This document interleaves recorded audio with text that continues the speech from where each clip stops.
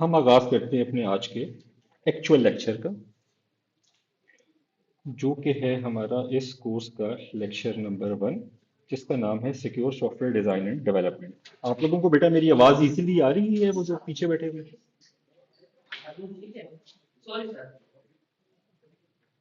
आप लोगों को बेटा मेरी आवाज ओके है? ठीक है। अगर कोई प्रॉब्लम हो रहा हो तो आप मुझे बिला तकल्लुफ़ बता सकते हैं।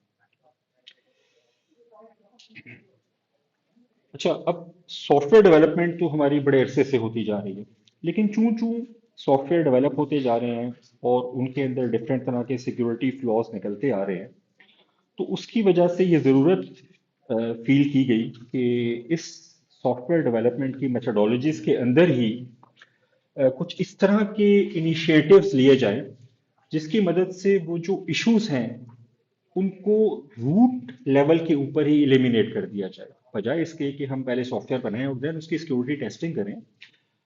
ये भी एक तरीका था जो कुछ अर्सा चलता रहा, लेकिन ये हमारे लिए ज़्यादा कॉस्टली और ज़्यादा मसाइल क्रिएटिंग का सबब बन रहा होता था। क्यों? कि फॉर एग्जाम्पल आपने एक सॉफ्टवेयर बनाया, देन उसमें एक फ्लॉ आ गया, अब आपने उसका पैच बना लिया, ओके फाइन, लेकिन अब आपने उस पैच को पता नहीं कितने हजार जगहों पे जहां वो सॉफ्टवेयर इंप्लीमेंट हो चुका है, इंस्टॉल हो चुका है, उन तक भी पहुंचाना है।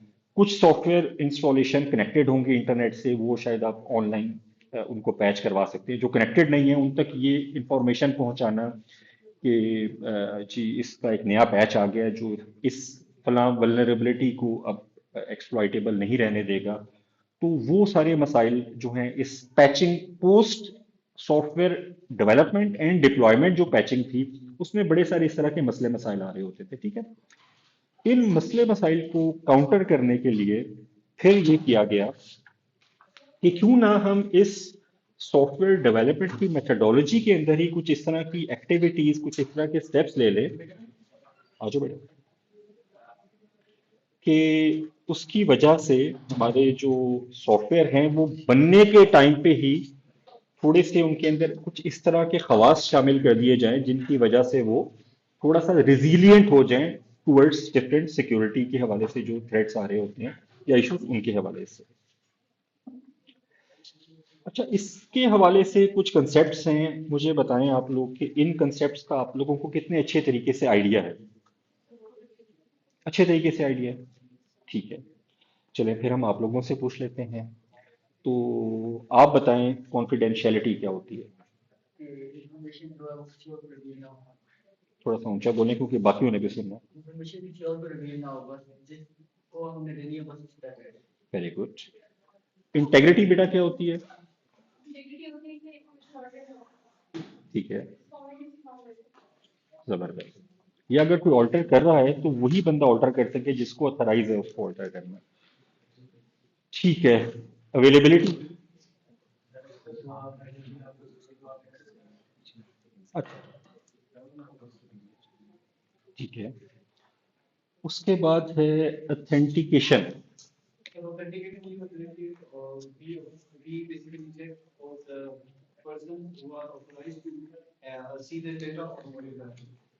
हम्म। ये अथराइजेशन बता रहे हो, ऑथेंटिकेशन बता रहे हो? अच्छा, क्या होती है?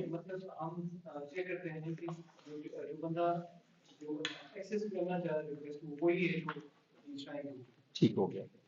अच्छा, आप बताओ फहद। फहद नाम ही है। अथराइजेशन।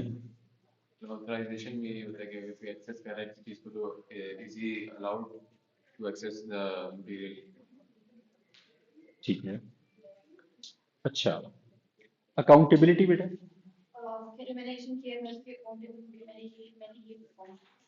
ठीक है। समझ लो कि हमारे पास आपका कुछ लॉग बन रहा हो ताकि अगर आपके किसी एक्शन के हवाले से कोई रिकॉर्ड कीपिंग हो रही हो, ठीक है। और हजरत non रिपुडिएशन।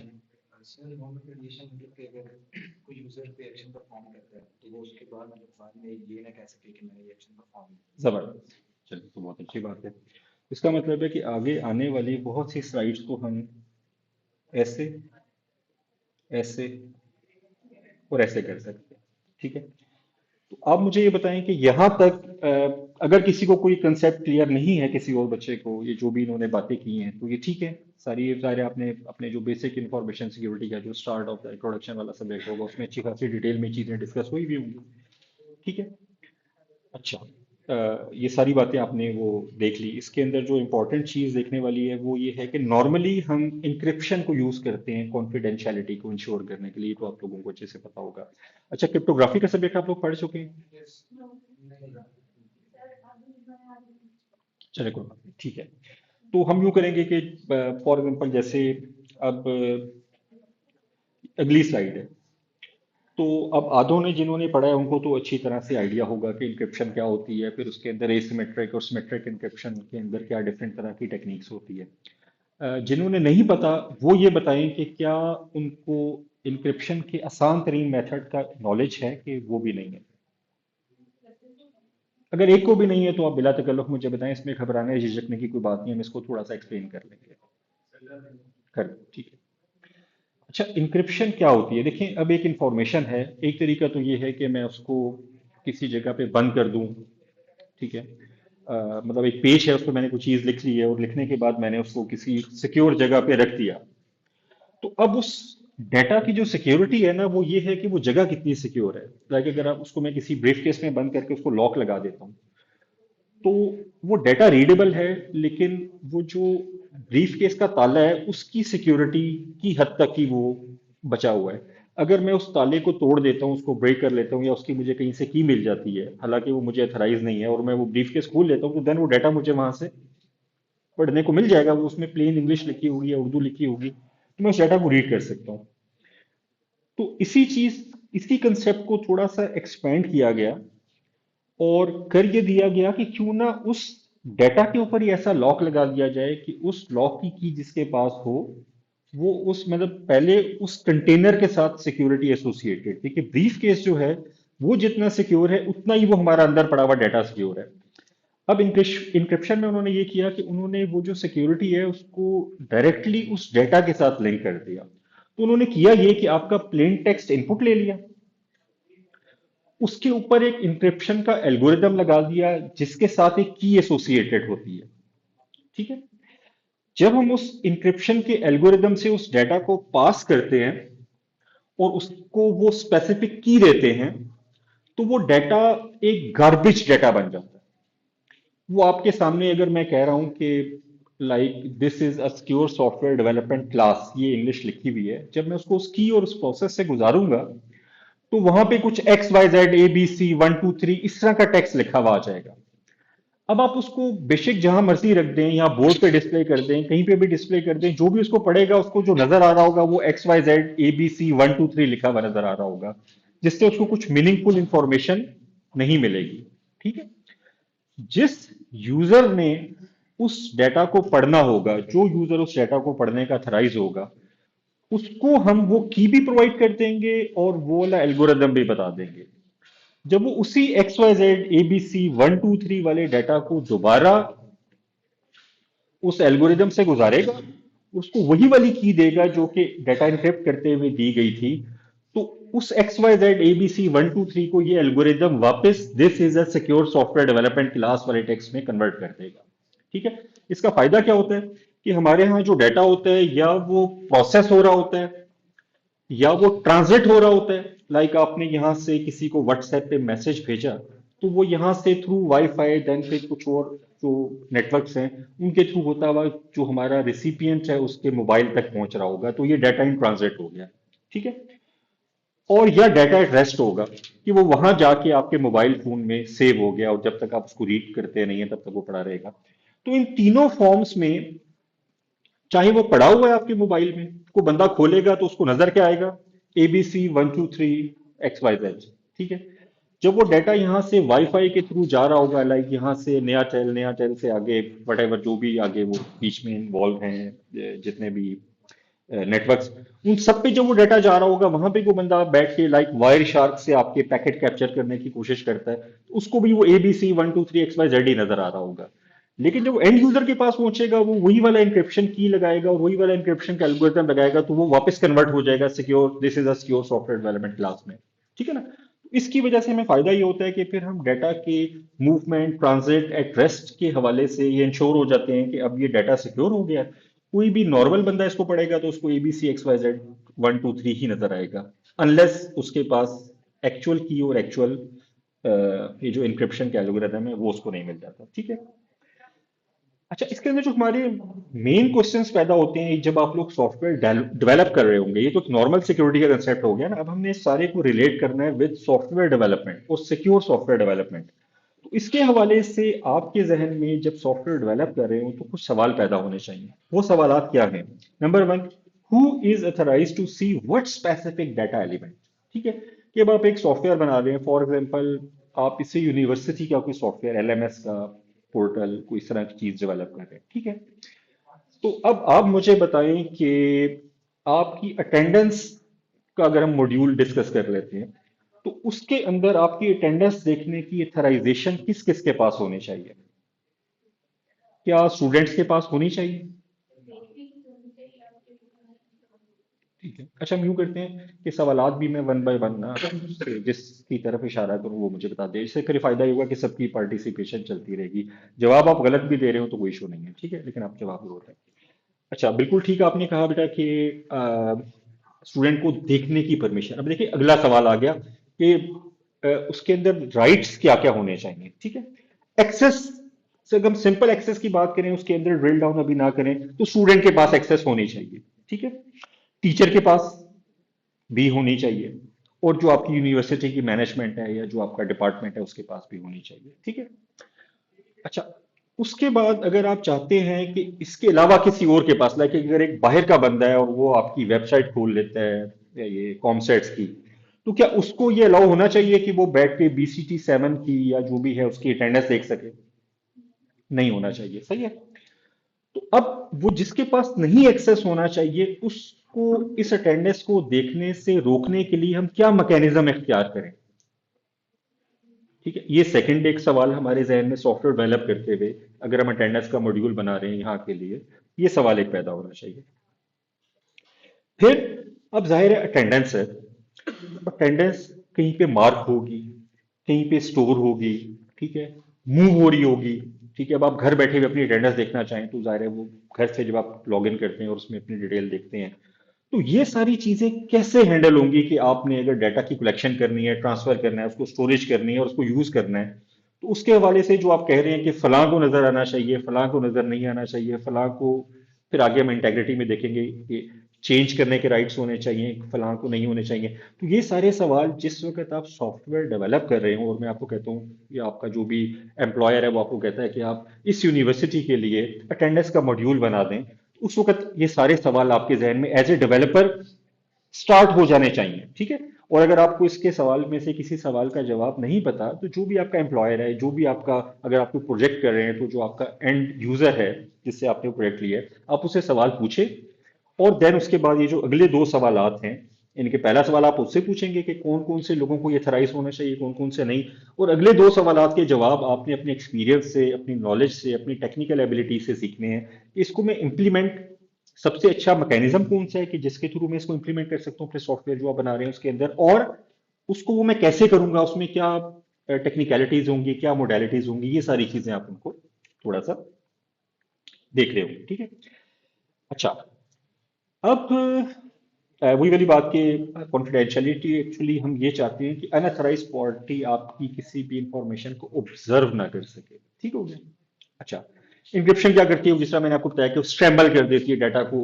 This is a software development class की जगह उसको XYZ ABC 1 2 3 स्क्रैम्बल डाटा में कन्वर्ट कर देगी। ठीक है, और इसके अंदर होता क्या है कि इंक्रिप्शन का प्रोसेस होता है जिसके अंदर की बड़ी इंपॉर्टेंट होती है। ठीक है, इंक्रिप्शन का प्रोसेस सबको नोन होता है, नॉर्मली आजकल सबसे बेस्ट AES चल रहा है, तो सभी जगह पे AES 128 या 256 ही यूज हो रहा होगा। ठीक है, फॉर एग्जाम्पल, लेकिन उसकी की आप किसी को पता नहीं होगी। मतलब अगर मुझे कोई इंक्रिप्टेड डाटा मिलता है तो 90% चांसेस यही है कि जिसने भी इंक्रिप्ट किया है शायद उसने AES से ही किया होगा फॉर। ठीक है, तो मैं उस पर ES के एल्गोरिदम से उसको डिक्रिप्ट करने की ट्राई कर दूंगा। इशू कहाँ पे आएगा, वो की है कि उसकी आपने कितनी अच्छी स्ट्रेंथ रखी हुई है, कितना आपने उसको सिक्योर रखा हुआ है, उसकी मदद से आपका जो डाटा है वो कितने अरसे तक इनक्रिप्ट रहता है वो एक्चुअली काउंट कर रहा होगा। ठीक है, तो इंक्रिप्शन के जो एलिमेंट है उसके अंदर सबसे पहला आपका जो एलिमेंट होता है वो आपका एल्गोरिदम होता है, और उसके साथ जो आपकी की मोडेलिटीज हैं वो आप लोग देखते हैं कि वो कैसे करेंगे, ठीक है।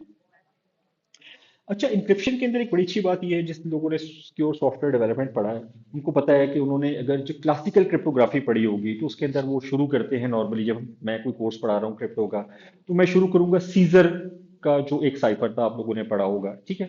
तो सीजर हमारी जो नोन हिस्ट्री है, एक फरमा रवा था, एक बादशाह था जूलियस सीजर रोम का।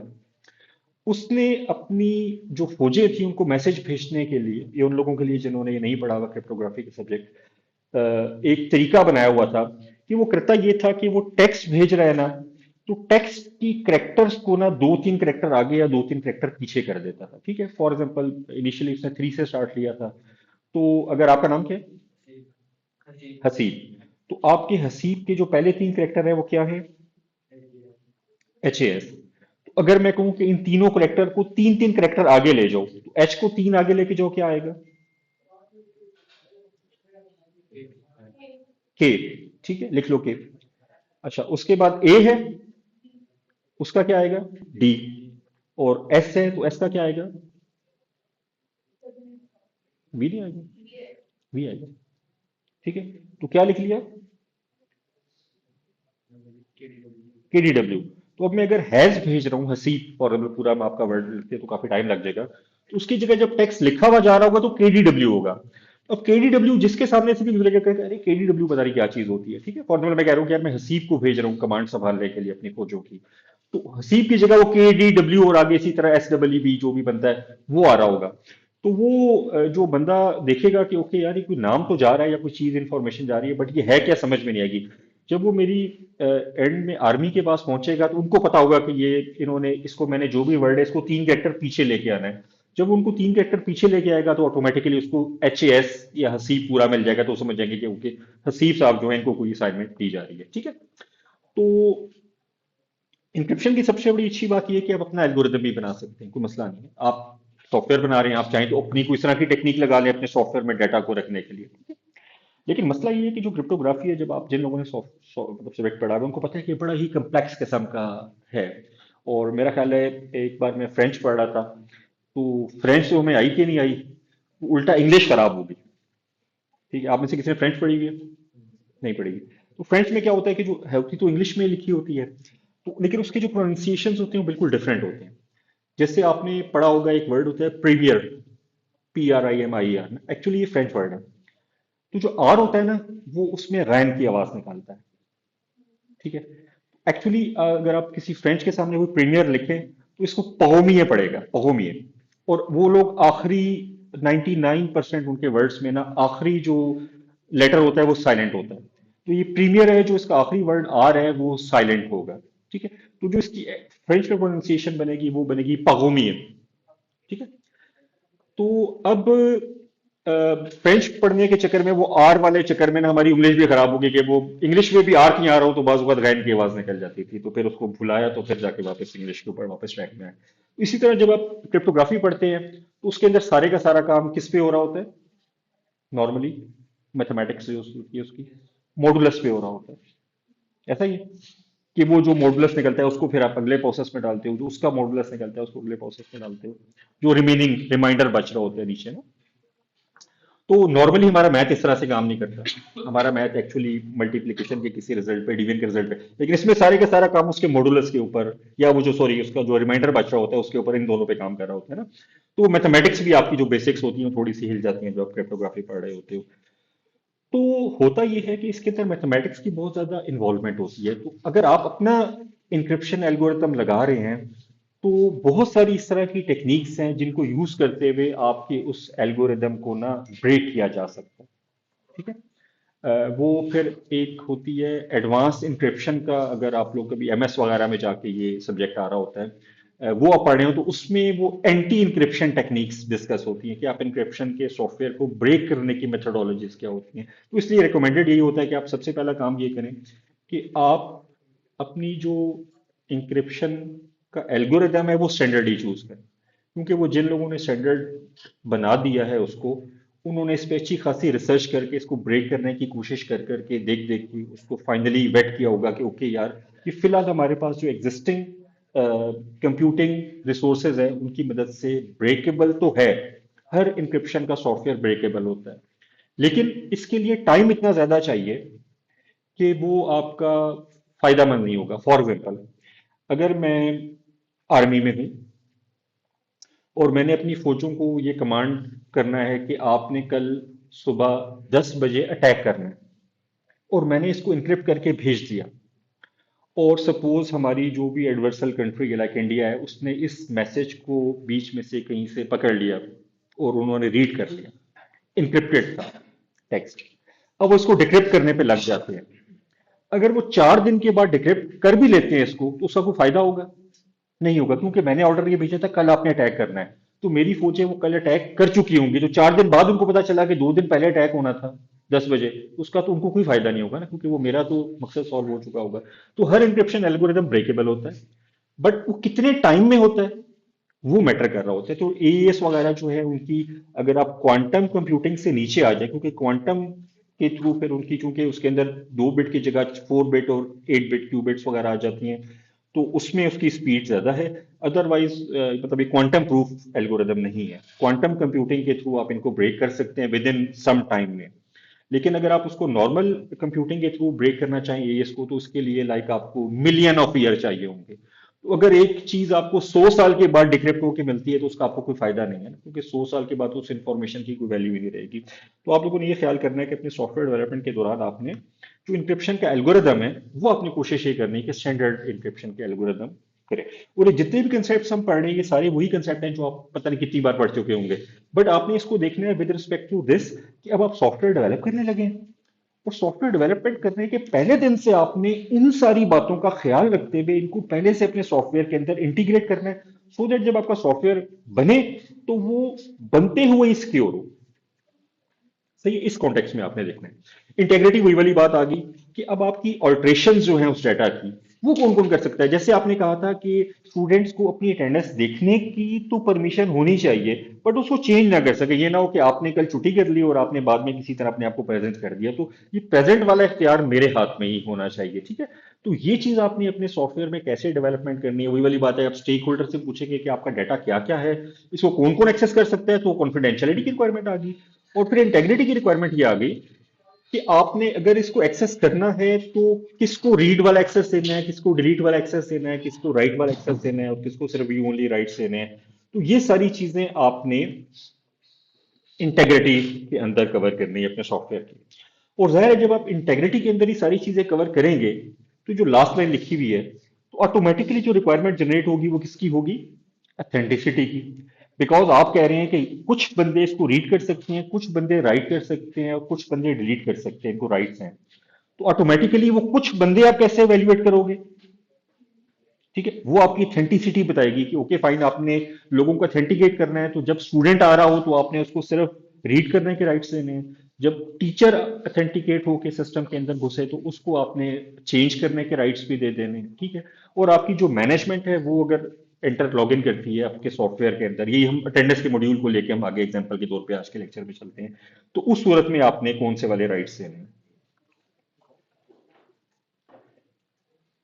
अच्छा, इंटेग्रिटी के जो की क्वेश्चंस बनते हैं सॉफ्टवेयर डेवलपर के हवाले से, वो बनते हैं कि कौन है जिसको अथराइज होगा कि उस डाटा को या उस एलिमेंट को अल्टर कर सके। ठीक है, और उसको अल्टर करने के हवाले से अगर कोई एरर आ जाता है, ठीक है, सॉफ्टवेयर है, सॉफ्टवेयर बिलफर्ज मैं अभी यहाँ आपकी अटेंडेंस लगा रहा था, मेरा सिस्टम ही क्रैश हो गया, मेरा नेट ही डिस्कनेक्ट हो गया। तो अगर कोई इंटेग्रिटी के एरर उस वक्त पे जनरेट हो जाते हैं, ठीक है, या अगर इसकी इंटेग्रिटी की सबसे बेहतरीन एग्जांपल आती है आपकी एटीएम मशीन की। ठीक है, अब लोगों ने एटीएम मशीन तो यूज की भी होंगी, कार्ड वगैरह के थ्रू आप पैसे निकलवाते हैं। अब सपोज मैंने कार्ड डाला, उसने मुझसे मेरा पिन मांगा, मैंने उसको पिन दे दिया, उसने कहा फाइन आप क्या चाहते हैं, मैंने कहा मैं पैसे निकलवाना चाह रहा हूँ, कितने, लाइक 5,000 रुपीज। उसने कहा फाइन। अब उसने वहां पे अपने सॉफ्टवेयर में एंट्री की कि इसके अकाउंट बैलेंस में से 5,000 माइनस कर दो। और अभी वो ये एंट्री करने के बाद वो मशीन हैंग होगी किसी वजह से। अब क्या हुआ कि वो मशीन हैंग होगी, तो उसने मुझे पैसे भी नहीं निकाल के दिए। उधर से वो एंट्री भी हो गई कि 5,000 मेरे अकाउंट में से माइनस हो गया। तो अब मैं क्या करूंगा, क्योंकि वहां पे कोई बंदा भी नहीं है, मशीन है।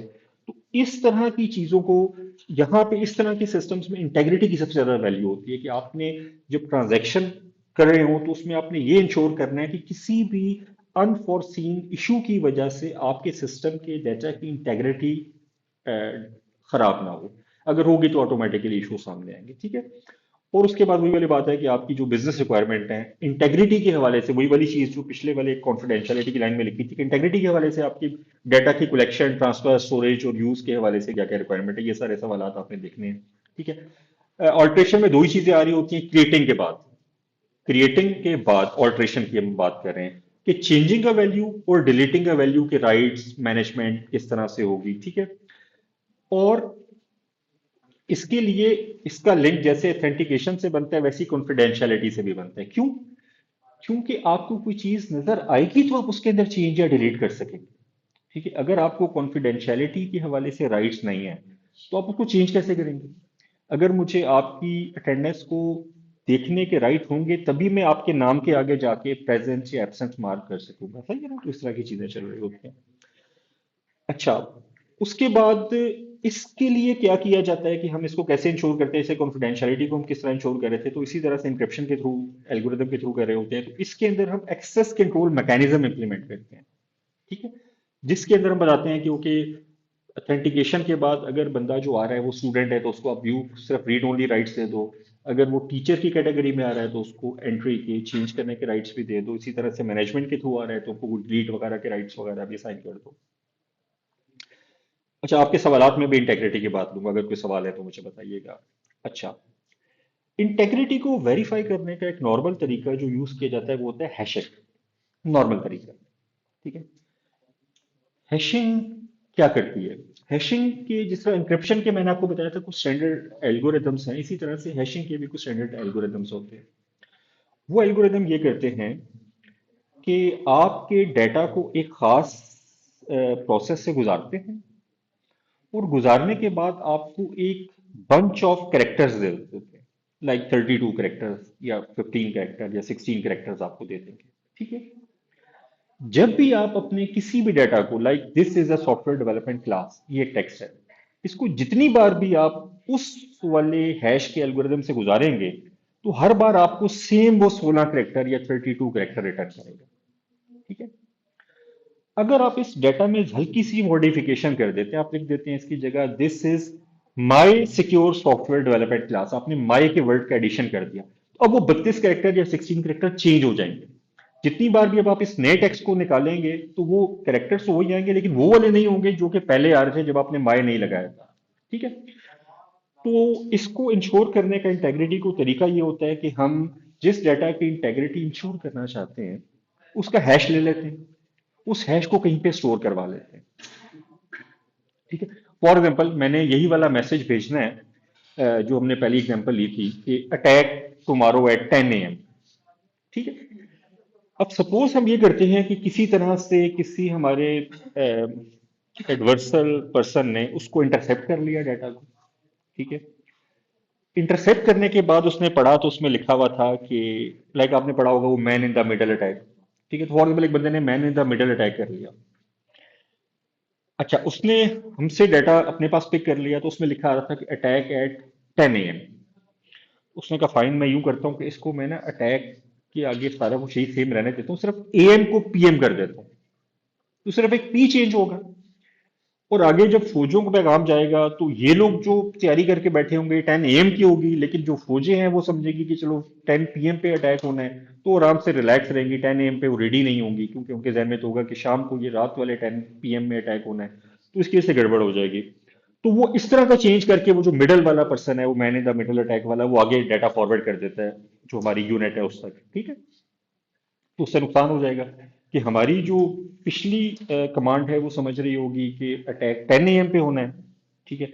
लेकिन वो जो एंड यूजर है, जो एंड में जो फोर्स बैठी हुई है, जो यूनिट बैठी है, वो कह रही होगी तो 10 PM हमें मैसेज आया हुआ है। तो इसको इंश्योर करने के लिए हम क्या करेंगे, हैश लगा देंगे। तो हम एक हैश जनरेट करेंगे अपने अटैक है 10 PM का और उसको भी इस मैसेज के साथ भिजवा देंगे, ठीक है।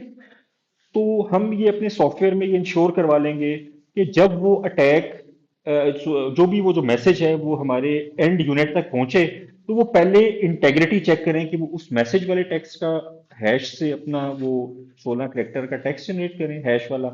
उसको जो उसके साथ अटैच हुआ हुआ है उससे मैच कर लें। अगर वो दोनों मैच हो रहे हैं तो इसका मतलब है कि जेन्युइन है। अगर उस बंदे ने पीएम किया हुआ है तो जो नीचे अटैच हुआ हुआ था वो मैच नहीं होगा, क्योंकि 10 पीएम का हैश कुछ हो रहा होगा और जो अटैच होके साथ मैसेज के हैश किया हुआ है वो कुछ और होगा। तो उसकी मदद से वो कह देंगे यार मैसेज में कोई गड़बड़ है।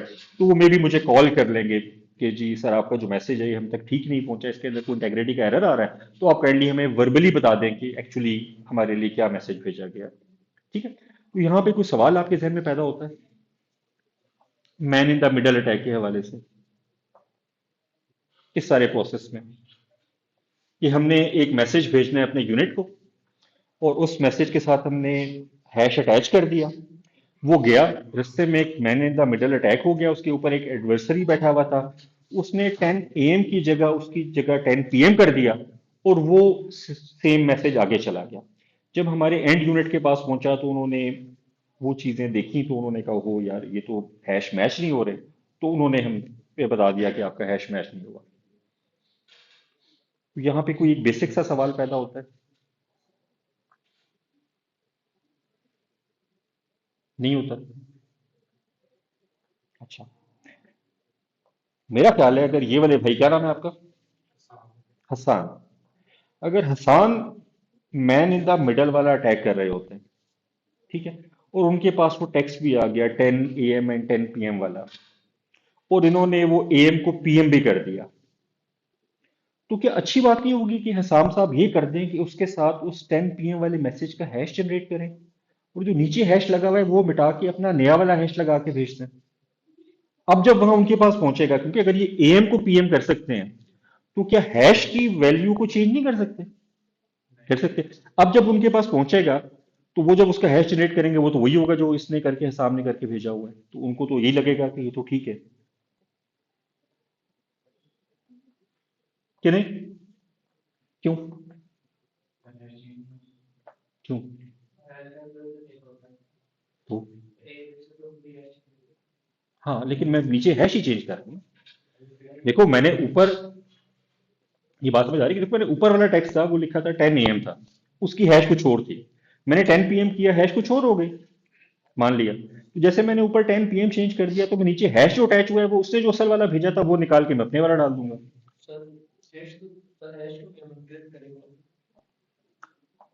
वो कि अगर हम हैश को इनक्रिप्ट ना करें, लाइक इनक्रिप्ट ना करें या कुछ ना करें उसके साथ, तो ऑटोमेटिकली क्या होगा कि वो तो जो बंदा ऊपर से पीएम चेंज कर रहा है वो नीचे से हैश भी चेंज कर सकते हैं। जब वो एक करेक्टर चेंज कर रहा है तो वो नीचे वाले 16 करेक्टर भी आसानी से चेंज कर लेगा और नया वाला भेज देगा। तो उसके लिए हैश के एल्गोरिदम में उन्होंने ये डाला हुआ होता है कि जो आपका हैश का एल्गोरिदम होता है वो जिस तरह इन्होंने बात की इंक्रिप्शन की, उसी तरह वो इंक्रिप्ट तो नहीं करता, लेकिन वो उसके साथ जो एक की होती है ना वो मांग लेता है हैश जनरेट करते हुए।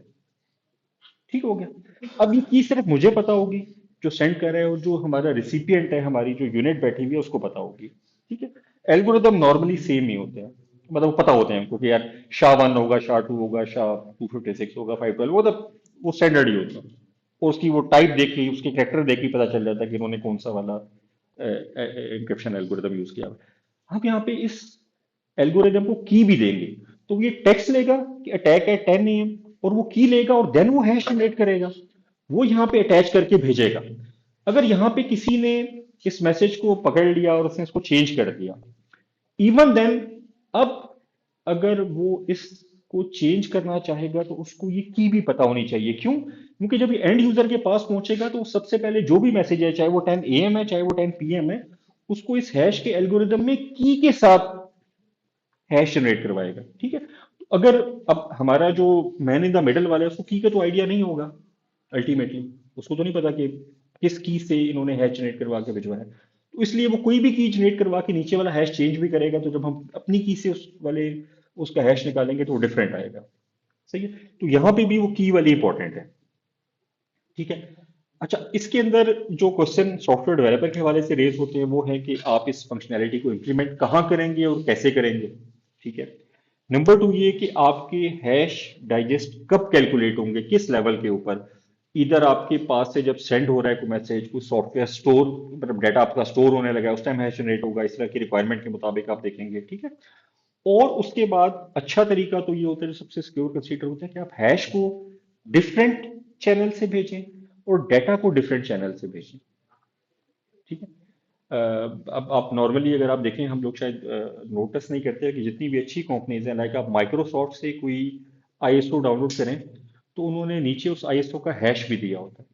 तो आप ये वेरीफाई करना चाहें कि जो आपके पास डाउनलोड होके आईएसओ फाइल आई है वो वही है जो माइक्रोसॉफ्ट ने अपने सर्वर पे रखी थी, तो आप अपने उस आईएसओ का हैश जनरेट कर लें और उसको कंपेयर कर लें वो जो उन्होंने अपनी वेबसाइट पे हैश दिया हुआ है उस आईएसओ का, तो उससे आपको कंपेयर होकर पता चल जाएगा कि आपके पास जो हैश या जो भी डाटा आया है, आईएसओ आई है, वो बिल्कुल ठीक है या उसके हवाले से कोई गड़बड़ है। तो बेटा यहां तक कोई क्वेश्चन है आप लोगों का तो बताएं, वरना हम इससे आगे चलें। ठीक है, ज्यादा तो नहीं थक गए? ज्यादा थक गए हो? चलो हम यूं करते हैं कि हम ना 5 मिनट की ब्रेक ले लेते हैं, ठीक है, और 12:10 पे हम अपनी क्लास को यहीं से दोबारा आगाज करते हैं, ठीक है।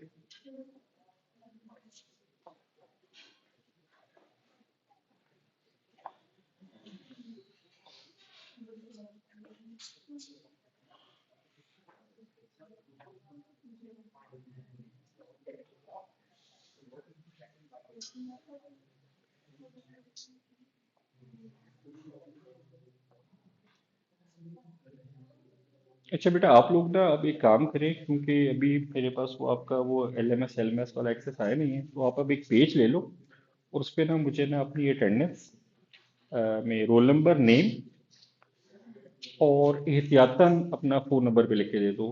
क्योंकि मेरा प्लान ये है कि फ़िलहाल मैं कोई व्हाट्सएप वाला ग्रुप बना के ना उस पे कम से कम ये इनिशियल चीज़ें तो आपसे शेयर कर दूंगा जब तक एलएमएस आता है, फिर एलएमएस का जब एक्सेस आ जाएगा जो भी डिटेल्स हैं तो हम फिर उसको उस पे शेयर कर लेंगे, ठीक है।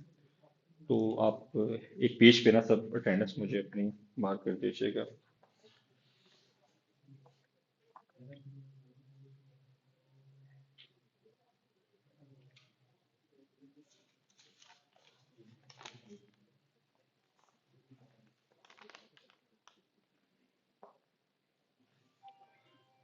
आप दोनों बेटा मुझे ना इस पे लिख दो।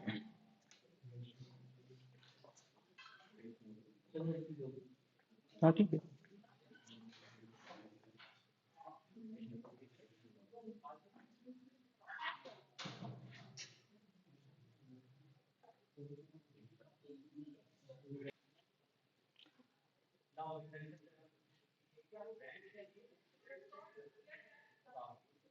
अच्छा, इसी तरह से ना इन चीज़ों को ना थोड़ा सा गो थ्रू करते हैं। बेसिकली जितने भी कंसेप्ट आपको, 5 कंसेप्ट का बकौल आप लोगों के, और मैंने थोड़ा सा वेरीफाई भी किया, तो आपको अच्छे से आइडिया, नॉन रिप्यूडिएशन, अवेलेबिलिटी, ऑथेंटिसिटी, ये वो, ठीक है।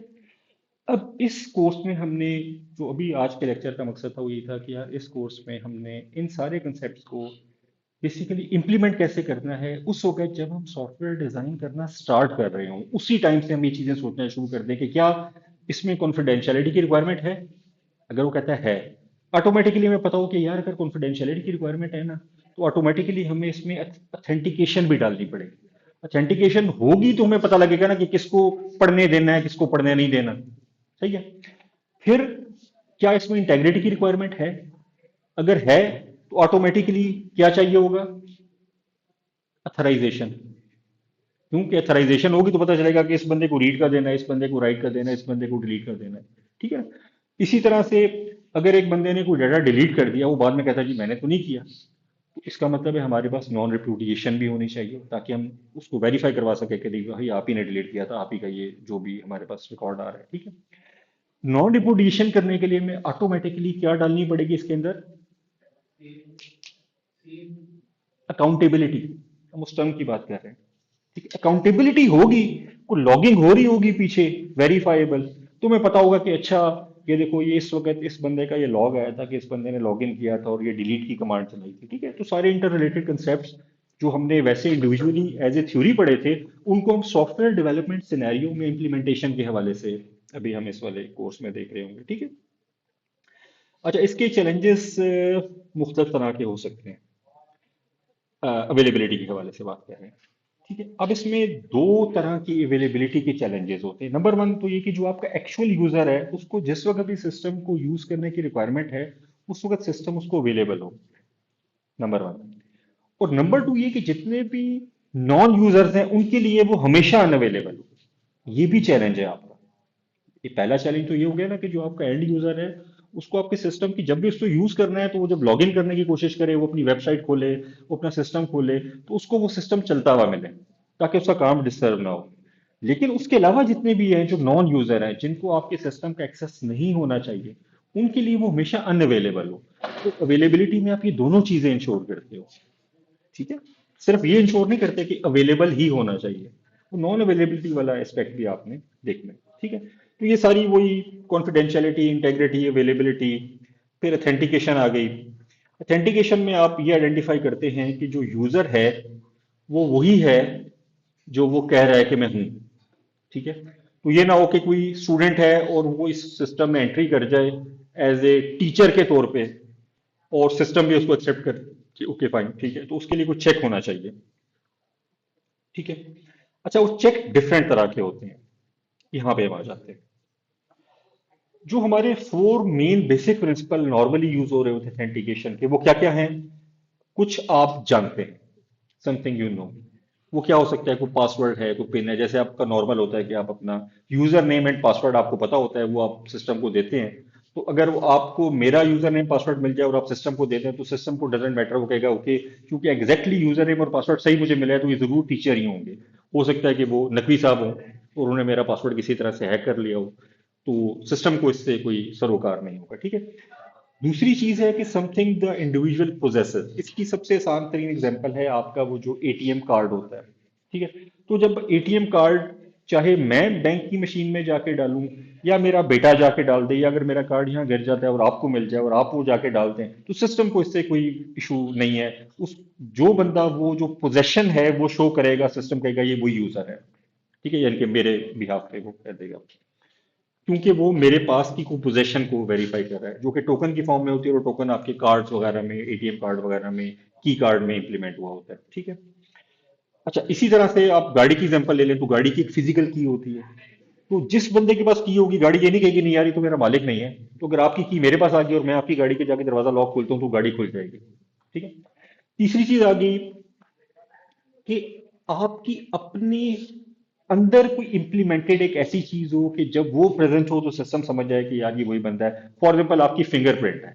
अब आपकी फिंगरप्रिंट आपके जिस्म के अंदर एक एम्बेडेड चीज है, या आपका रेटिना है, ठीक है। या आपका फेशियल स्ट्रक्चर जो है, जो फेस अनलॉक होता है, वो आपके स्ट्रक्चर पे काम कर रहा होता है, इसीलिए आपकी दाढ़ी बड़ी भी हो, कटी भी हो, शेव की भी हो, सिस्टम समझ जाता है कि यार ये बंदा वही है, ठीक है। और मेरे ख्याल में उन्होंने अच्छी तरक्की कर ली है, तो जो मेकअप होता है शायद उसको भी ट्रैक कर लेते हैं वो, कि अगर आपने मेकअप किया हुआ है या नहीं किया हुआ। क्योंकि इसके बारे में लतीफा था कि अगर लड़के मुंह धो रहे हो तो आप समझ लें कि ये कहीं जाने वाले हैं, और अगर लड़कियां मुंह धो रही हो तो इसका मतलब अब ये कहीं नहीं जाएंगे। समझ आ रही है? मतलब वो नॉर्मली मेकअप शेकअप करके बाहर निकलती है, और लड़के जब बाहर निकलते हैं तभी नॉर्मली मुंह धो रहे होते हैं, और कहते हैं कि यार ठीक है, सिलसिला चल रहा है। तो इस तरह का सिलसिला भी होता है। और समथिंग द इंडिविजुअल डज, अब ये एक नया एक सिनेरियो चल रहा है कि जिसमें आपके ना बिहेवियर को स्कैन किया जाता है, कि फॉर एग्जाम्पल आप टाइपिंग कैसे करते हो, आप किस की पे कितना प्रेशर देते हो टाइप करते हुए, ठीक है। वो आपका पैटर्न रिकॉर्ड हो जाता है। अगर उस पैटर्न के मुताबिक ही आपकी डिटेल्स आ रही हैं तो वो कहते हैं कि ठीक है। अगर वो डिटेल ना मैच कर रही हो तो वो चेंज हो जाती हैं। कुछ हाईली सिक्योर एरियाज में इवन ये भी होता है, जो कि आगे भी आएगा, वो खैर ये वाली एग्जांपल तो नहीं होगी, मैं आपको ऐसे दे रहा हूँ कि मे बी मैंने, अब इम्पर्सोनेशन अटैक का पता है आप लोगों को? इम्पर्सोनेशन अटैक यही होता है कि आप बेसिकली किसी की आइडेंटिटी को यूज करते हुए इम्पर्सोनेट करते हो कि यार मैं वही हूँ। लाइक अगर मैं नकवी की आइडेंटिटी को पर इम्पर्सोनेट करता हूँ तो मैं शो करूंगा कि मैं नकवी हूँ, ठीक है। तो अगर किसी सिक्योर एरिया में आप जाएं और वहां जाके आप खड़े हों, तो उसके नीचे जो फर्श होता है उसके अंदर उन्होंने वेट स्केल रखा होता है। मतलब वो आपका उधर खड़े हुए आप कार्ड डाल रहे हैं और आप अपना या यूजर नेम पासवर्ड टाइप कर रहे हैं, अपनी बायोमेट्रिक दे रहे हैं, तो साथ वो वेट स्केल आपका वेट मेजर कर लेगा, और वो वेट आपकी पिछले रिकॉर्ड से वेरीफाई होगा कि ओके फाइन, अगर ये यूजर नेम और पासवर्ड नकवी का आया है, तो हमारे रिकॉर्ड के मुताबिक नकवी का वेट है 54 किलो। कितना है? 80 है, चलो 80 किलो। ठीक है। तो यार 80 किलो है तो मे भी सर्दियां हैं तो उसने एक आध कोई जैकेट पहनी होगी तो 82 किलो होगा। गर्मियां हैं तो टी शर्ट और नॉर्मल सी जीन्स पहन के आ रहा है तो शायद 78 किलो हो जाए। लेकिन इस 70 से 82 के दरमियान में अगर इसकी वैल्यू आ रही है और यूजर नेम पासवर्ड नकवी का है तो इट मीन ये नकवी होगा। लेकिन उसकी जगह अगर मैं चला जाता हूँ और मेरा वेट है अगर 100 kg, तो वो अलार्म शो कर देगा कि यार ये कोई बंदा ना गलत आ गया, यूजर नेम और पासवर्ड तो ये ठीक दे रहा है बट इसका जो वेट हमारे रिकॉर्ड के मुताबिक नकवी से मैच नहीं कर रहा। ठीक है, तो इस तरह से भी कुछ चक्कर हो रहे होते हैं कि ये जो आपके समथिंग द इंडिविजुअल डज वाले में तो नहीं आता, लेकिन मैं वैसे आपको बता रहा हूँ कि एक मल्टी फैक्टर वाली आ गई थी तो उसमें आपके वॉइस पैटर्न, आपकी हैंड राइटिंग, आपका टाइपिंग का रिदम, ये सारी चीजें भी चेक हो सकती हैं आपकी ऑथेंटिकेशन को इंश्योर करने के लिए। ठीक है, तो इसमें वही वाली चीजें हैं, वही डिटेल जो वहां पे लिखी हुई थी उनको थोड़ा सा यहाँ पे डिटेल में एक्सप्लेन कर दिया। ये आप लोग आराम से घर में बैठ के स्लाइड पढ़ लीजिएगा, फिर भी कोई इशू हुआ तो अगली क्लास में आप उससे दोबारा थोड़ी सी क्लैरिफिकेशन ले सकते हैं। अच्छा, अब वही वाली बात हुई कि जिस तरह मेरा पासवर्ड था, अगर हमने नॉर्मल, अगर मेरा यूजर नेम और पासवर्ड है वो कहीं कंप्रोमाइज हो जाता है तो ऑटोमेटिकली जो भी यूजर है वो मुझे इम्पर्सोनेट कर जाएगा। ठीक है, अगर मेरा कार्ड मुझसे गुम जाता है तो ऑटोमेटिकली जिस बंदे को कार्ड मिलेगा वो वहां से पैसे निकलवा लेगा। तो उसके बाद टू फैक्टर या मल्टी फैक्टर ऑथेंटिकेशन का कंसेप्ट आया। ओके फाइन, एक जो ऑथेंटिकेशन है ये कंप्रोमाइजेबल है, तो why not to start combining two of them या मल्टीपल ऑफ देम, और उसके बाद हम यूजर को ऑथेंटिकेट करें। जैसे मेरा कार्ड है एटीएम का, अब अगर वो यहाँ पे गिर जाता है और उसके ऊपर सिंगल फैक्टर ऑथेंटिकेशन है, इसका मतलब है कि जिसके पास वो कार्ड होगा वो पैसे निकलवा लेगा, तो कोई भी बंदा जिसको वो कार्ड मिला है वो जाके पैसे निकलवा लेता है। लेकिन नहीं, अब उन्होंने डबल फैक्टर डाल दिया। क्या कि जब मैं कार्ड डालता हूं तो अब यूजर मुझसे पूछता है what is your, oh sorry, machine मुझसे पूछती है what is your pin number. ठीक है, अब पिन नंबर हो गया समथिंग यू नो वाली कैटेगरी, और कार्ड हो गया समथिंग यू पोजेस वाली कैटेगरी।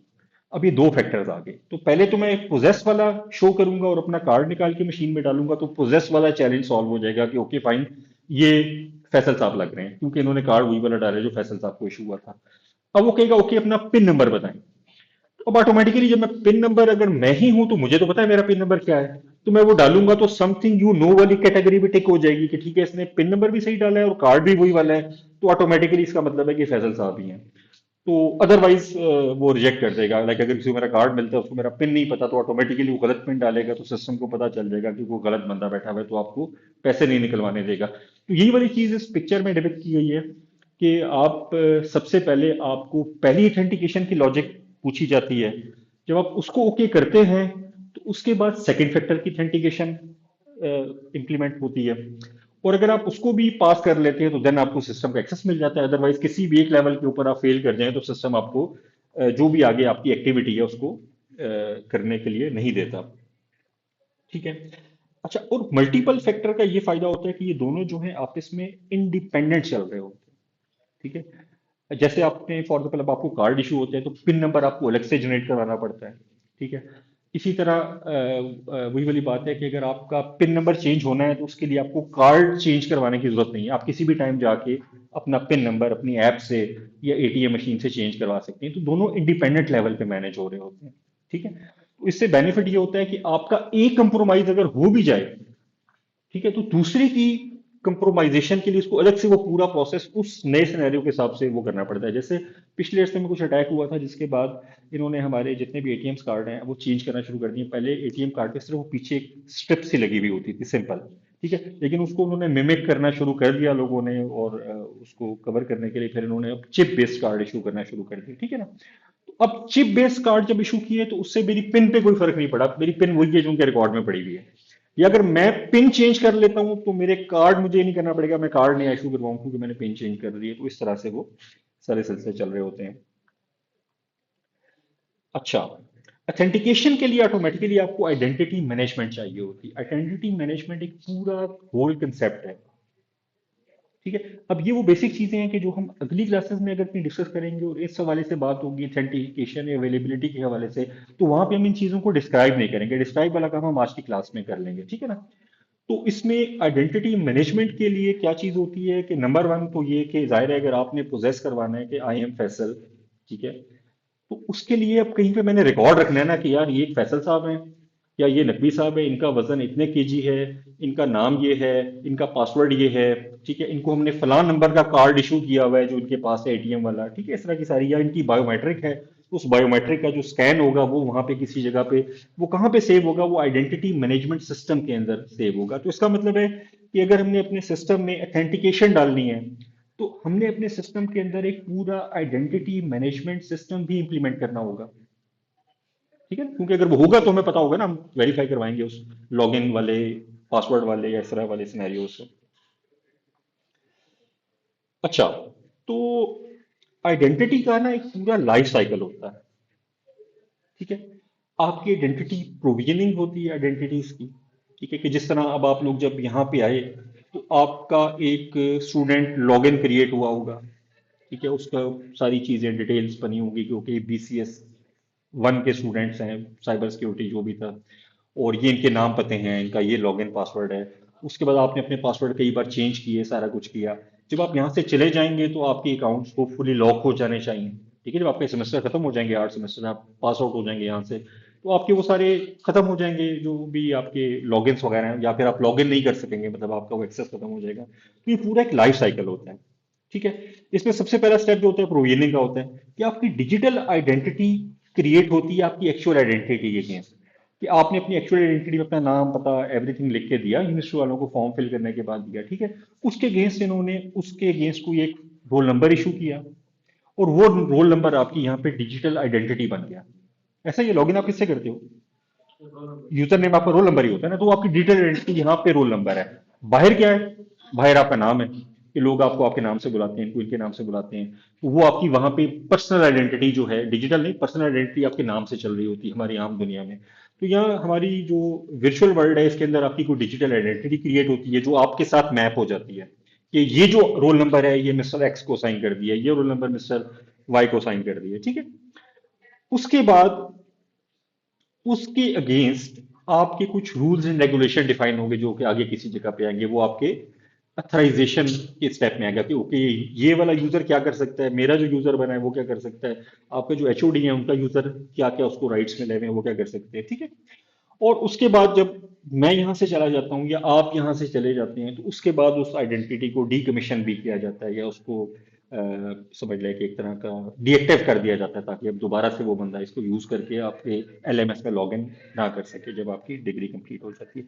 एक पूरा लाइफ साइकिल चलता है। ठीक है, इस काम के लिए आइडेंटिटी प्रोवाइडर्स नॉर्मली यूज होते हैं। अब जो हमारी दुनिया है ना, जैसे अब API बेस्ड इकोनॉमी चल रही है। ठीक है, तो नॉर्मली API पे चलेगी। अब होता ये है कि आपकी कंपनी है वो एक सर्विस प्रोवाइड कर रही होगी, मेरी कंपनी है कोई और सर्विस प्रोवाइड कर रही होगी, वो API के थ्रू मैनेज हो रहे होंगे। ठीक है, गूगल मैप है, गूगल मैप अपनी मैप की API प्रोवाइड, मैप की सर्विसेज प्रोवाइड कर रहा होता है। तो अब क्या होता है कि करीम वाले हैं, जो करीम एक ऐप है, InDrive है, ये सारे अपने अपने मैप्स नहीं बनाते, अपने अपने मैप के सोल्यूशन नहीं बनाते, बेसिकली वो गूगल की API को यूज करते हुए अपनी सर्विसेज उसके ऊपर बना लेते हैं। ठीक है, तो जब आपने फ्रॉम और टू लेना होता है और आपका वो पाथ उससे मेजर करना होता है, तो एक्चुअली वो गूगल API को यूज करता है, गूगल से सारे काम करवाता है, और उसके बाद आपको अपना वाला दे देता है कि ओके आपकी फला गाड़ी हायर हो गई आपके लिए, और ये इस रास्ते से जाएगी, उसका ये फेयर बनेगा। तो अपनी वो API उस गूगल API के साथ इंटरेक्ट करवा के वो सारा काम करवा लेते हैं। इसी तरह से जो आइडेंटिटी मैनेजमेंट होती है, एक तरीका तो ये है कि आप बैठ के एक पूरा सेटअप बनाएं अपने सॉफ्टवेयर के अंदर, और आप कहें कि ओके फाइन, इसमें मैं यूजर नेम ऐसे स्टोर करूंगा, पासवर्ड ऐसे स्टोर करूंगा, और उसमें बायोमेट्रिक ऐसे स्टोर होंगी। अब आपने उसकी सिक्योरिटी का भी ख्याल रखना है। क्यों, कि अगर कोई यूजर आता है आपका सिस्टम हैक कर लेता है, तो सारे यूजर्स के यूजर नेम और पासवर्ड पता कर लेता है, तो ऑटोमेटिकली वो तो आपके सारे यूजर की आइडेंटिटी कंप्रोमाइज होगी। तो बजाय इसके कि वो सारे सिस्टम्स आप लोग सॉफ्टवेयर बनाते हुए खुद से इंप्लीमेंट करना शुरू करें, why not to go for this way, कि आप उसकी जगह एक ऑलरेडी किसी बने बनाए आइडेंटिटी प्रोवाइडर की सर्विसेज से मुस्तफीद हो जाएं, और आप उनका पूरा सिस्टम इंप्लीमेंट कर लें। उन्होंने उसमें सिक्योरिटी का भी ख्याल किया होगा, उन्होंने इसकी इंक्रिप्शन वगैरह भी इंश्योर की होंगी, उसके अंदर मल्टीपल मेथड भी होंगे। ठीक है, अब आपने खाली यूजर की आइडेंटिटी बनानी तो नहीं, उसको पासवर्ड चेंज करने की रिक्वेस्ट भी देनी है, वो फॉरगेट पासवर्ड कर जाए तो उसको वो वाला ऑप्शन भी देना है। ठीक है, तो इस तरह की सारी मुसीबतें अगर आप भुगतने लग जाएंगे, तो फिर आपसे सॉफ्टवेयर तो आपका बनना रह जाएगा, उसकी जगह और आपने 50 सॉफ्टवेयर बनाने पड़ जाएंगे इस तरह के। ठीक है, तो उसका बेहतर तरीका क्या होता है कि हम आइडेंटिटी प्रोवाइडर से ये वाला एक्सेस ले लें। ठीक है, आइडेंटिटी प्रोवाइडर के लिए ना मल्टीपल तरह की ना कुछ स्टैंडर्ड्स बने हुए हैं जो इन सारे कामों को देख रहे होते हैं। उसमें ओपन आईडी है, OAuth है, और इसके लिए जो लैंग्वेज आपकी इस क्रेडेंशियल ट्रांसफर और वेरिफिकेशन के लिए यूज हो रही होती है वो नॉर्मली सैमल होती है, इंडस्ट्री स्टैंडर्ड जो है, ठीक है।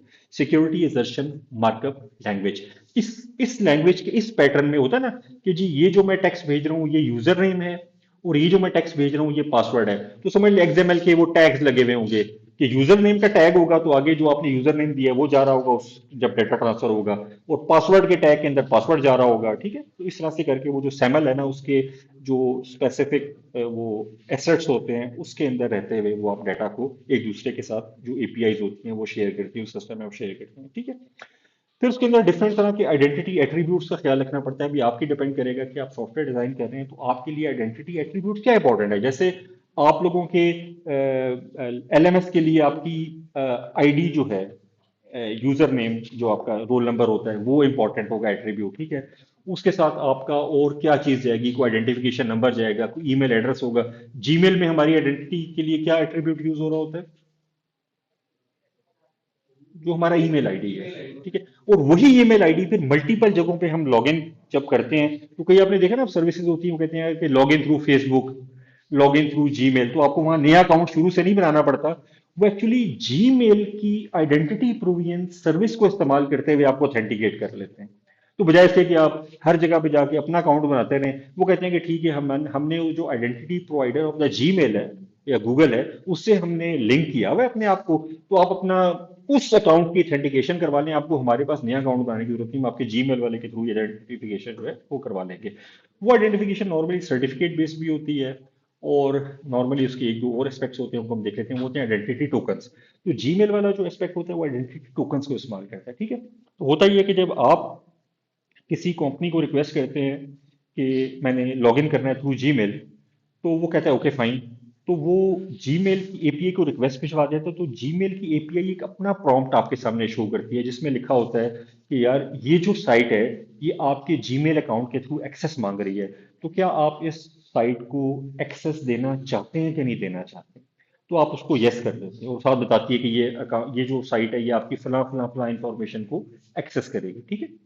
तो आप जब उसको यस करते हैं कि ठीक है I thrice this site to check my all those details and authenticate me using Gmail login ID, तो वो ये करती है कि वो एक टोकन आपको इशू कर देती है जो आपके ब्राउजर में सेव हो जाता है, और एक टोकन उस कंपनी को भिजवा देती है कि ओके ये जो बंदा है ना इसके लॉगिन के अगेंस्ट ये वाला टोकन है। तो अगली बार जब भी उस कंपनी को ये वाला टोकन पेश होता है तो वो समझ जाती है कि ये वो वाला जीमेल अकाउंट का आईडी जो है ना ये मुझे लॉगिन करने की कोशिश कर रहा है, ठीक है ना। तो इस तरह से वो जो आइडेंटिटी टोकन जो है ना वो इम्प्लीमेंट होते हैं, और वो ज़ाहिर है सिक्योर होते हैं, इस तरह के नहीं होते, ठीक है। एक और आइडेंटिटी टोकन जो बहुत ज्यादा यूज होता है, आप लोगों में से लिनक्स कौन कौन यूज कर रहे होते हैं, अच्छी यूज कर रहे होते हैं, अपने कंप्यूटर पे करते हो या अपने पे कर रहे होते हो। लेकिन नॉर्मली जो हमारे प्रोफेशनल वर्ल्ड होता है उसमें तो ऐसा नहीं होता। क्यों? कि आपके कहीं पे सर्वर बड़े होते हैं, सर्वर रूम के अंदर, ठीक है। तो अब सर्वर रूम में जो काम हो रहा होता है, या आप अगर कोई वेब सर्वर इंप्लीमेंट कर रहे हैं, तो आप तो अपने घर से बैठ के या अपने ऑफिस में अपनी चेयर से बैठ के लॉग इन करेंगे और सर्वर के ऊपर सारे काम करेंगे, बजाय से कि सर्वर रूम में खड़े हो जाएं जहाँ पे इसका टेम्परेचर भी बड़ा लो रखा जाता है, ठंड होती है वहाँ पे अच्छी खासी, ठीक है। ताकि आपकी जो मशीनों की हीट जनरेट हो रही है वो डेसिपेट होती रहे। तो ऐसी सूरत में आप क्या करते हैं कि नॉर्मली जो लिनक्स के सर्वर होते हैं उनमें एसएसएच के थ्रू लॉग इन करते हैं, सिक्योर शेल जो एसएसएच होता है, ठीक है। तो एसएसएच का जो लॉगिन होता है वो normal login user name password से होता है, ठीक है। लेकिन जब आप इन चीजों को ऑटोमेट करते हैं, और लिनक्स का आपको थोड़ा फायदा ही होता है, बहुत ज्यादा ऑटोमेशन के हवाले से उसमें काम कर सकते हैं।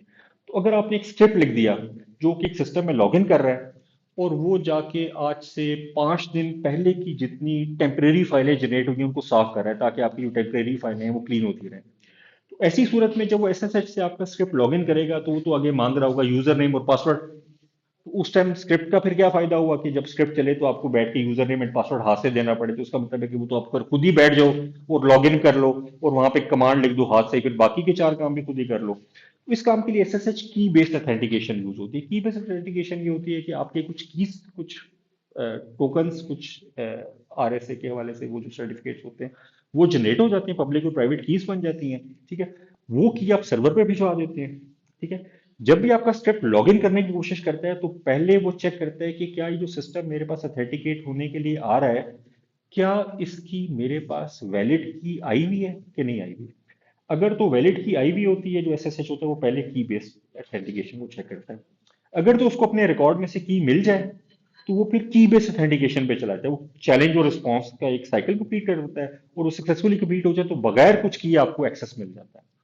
अगर उसको पता चलता है कि मेरे रिकॉर्ड में कीज अवेलेबल नहीं है, तो फिर वो क्या करता है कि वो आपको यूजर नेम और पासवर्ड का प्रॉम्प्ट भिजवा देता है, इनके नेक्स्ट ऑथेंटिकेशन मेथड पे चलाता है। ठीक है, तो एसएसएच कीज जो होती हैं वो भी एक ऑथेंटिकेशन को इंश्योर करने का तरीका है कि आप अपनी एसएस, जिस तरह हम कह रहे हैं कि आइडेंटिटी प्रोवाइडर वो गूगल वाली ले लें, तो हम यही वाला काम अगर हमारी सर्वर के हवाले से कोई कनेक्टिविटी बन रही है, एसएसएच के ऊपर हमारी कम्युनिकेशन हो रही है, तो वहां पे यही वाला काम हम बजाय गूगल के हम वो एसएसएच कीज के थ्रू इंप्लीमेंट कर सकते हैं, ऑथेंटिकेशन वाला। जब आप की आपने एक बार शेयर कर दी भी हो ना, तो फिर जब आप लिखते हैं ना कि SSH स्पेस आईपी एड्रेस या user at the rate IP address enter मारते हैं, तो ठग करके आपके पास का प्रॉम्प्ट आ जाता है। क्यों कि उस ठग करने के दौरान ही आपका चैलेंज रिस्पॉन्स से उन कीज की बेस के ऊपर ऑथेंटिकेशन हो जाती है। कीज नहीं रिट्रीव करता, वो कीज की बेस पे वो इधर से एनक्रिप्ट करके वो कुछ एक चैलेंज भेजेगा उसको। अगर उसके पास वैलिड की है तो उसे डिक्रिप्ट कर लेगा। ठीक है, तो उसको पता लग जाएगा कि ओके यार ये बिल्कुल ठीक बंदा है, वही बंदा है जिसने एक्सेस वो भेजा है उस वाले कंप्यूटर से जिसके ऊपर मेरी ऑलरेडी की आई हुई है। ठीक है, इसी तरह स्मार्ट कार्ड होते हैं। स्मार्ट कार्ड डिफरेंट तरह के होते हैं, आपके एटीएम कार्ड के साइज भी हो सकते हैं। आपकी जो आजकल डिजिटल कीज आ रही हैं कारों में, ठीक है, ये भी उसी तरह की किस्म है, एक तरह का वो स्मार्ट कार्ड ही है, शक्ल उसकी उन्होंने की तरह बनाई होती है। ठीक है, तो उसके अंदर भी इसी तरह से वो सारा सिस्टम इम्प्लीमेंटेड होता है। और ये सारे वो मोड्स हैं जिनके थ्रू अपने सिस्टम में आप ऑथेंटिकेशन इंप्लीमेंट करवा सकते हैं। ठीक है, और इसका असल मकसद क्या होता है, वही वाली बात है कि यूजर आया, उसने आपको वेरीफाई कराना है कि जो मैं कह रहा हूं मैं वही हूँ, और उसके लिए कोई ना कोई वो आपके साथ सीक्रेट शेयर करेगा जो आपने ऑलरेडी उसका रजिस्टर किया हुआ है अपने पास, और आप उसे वेरीफाई करेंगे कि अगर इसने सही सीक्रेट मुझे बताया है तो इसका मतलब है कि ये ओरिजिनल यूजर है, और अगर इसने सही मुझे वो चीजें नहीं बताई तो ऑटोमेटिकली इसका मतलब है कि ये यूजर ठीक नहीं है। ठीक हो गया। उसके बाद इसकी इम्प्लीमेंटेशन के हवाले से आपने ये चीज देखना है कि आपने ये भी नहीं करना कि जो चीज आप छुपा रहे हैं, या अगर वो चीज लॉस हो जाती है, वो इंफॉर्मेशन वो डाटा लॉस हो जाता है, तो आपकी कंपनी को 1 लाख रुपए का नुकसान हो सकता है। तो उसके लिए आप 1 करोड़ रुपए का सोल्यूशन इंप्लीमेंट कर दें। ठीक है, मतलब है कि फॉर एग्जांपल आपका सिंपल सा कोई सेटअप है जिसके अगर कोई कंप्रोमाइज हो भी जाता है तो इतना बड़ा मसला नहीं है, तो उसके ऊपर जाहिर है आप थोड़ी सी लेस सिक्योरिटी लगाएंगे, क्योंकि जितनी ज्यादा आप सिक्योरिटी लगाएंगे उतनी ज्यादा इसकी कॉस्ट भी ऐड होती चली जाएगी। ठीक हो गया। आपको डेवलपमेंट का टाइम ज्यादा चाहिए होगा, अपने सिस्टम में आपकी सारी फंक्शनैलिटीज लाते जा रहे हैं, अगर वो गैर जरूरी डाल रहे हैं, आप कह रहे हैं बस यार स्कोर बड़ा होना चाहिए, अगर उसकी जरूरत नहीं है तो ऑटोमेटिकली जितनी चीजें आप इंप्लीमेंट करेंगे उसकी कॉस्ट आएगी ना। आप डेवलपर लगाएंगे, वो आपसे घंटे के हिसाब से चार्ज कर रहा होगा। आप किसी जीमेल वगैरह से ऑथेंटिकेशन की सर्विस लेंगे तो आपको फ्री तो नहीं देंगे, उसके अगेंस्ट तो आपसे चार्ज करेंगे पर रिक्वेस्ट।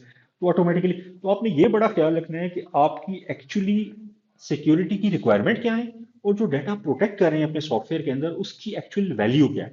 यही काम अगर आप बैंकिंग साइड पे चले जाए तो बैंकिंग साइड की बहुत ज्यादा क्रिटिकल हाई वो है, तो उसमें आप मल्टी फैक्टर ऑथेंटिकेशन पे चले जाएंगे। स्कूल वालों में शायद इन्होंने मल्टी फैक्टर इंप्लीमेंट ना कि उन्होंने सिंगल फैक्टर देखा हो कि आपका यूजर नेम और पासवर्ड ही है, काफी है।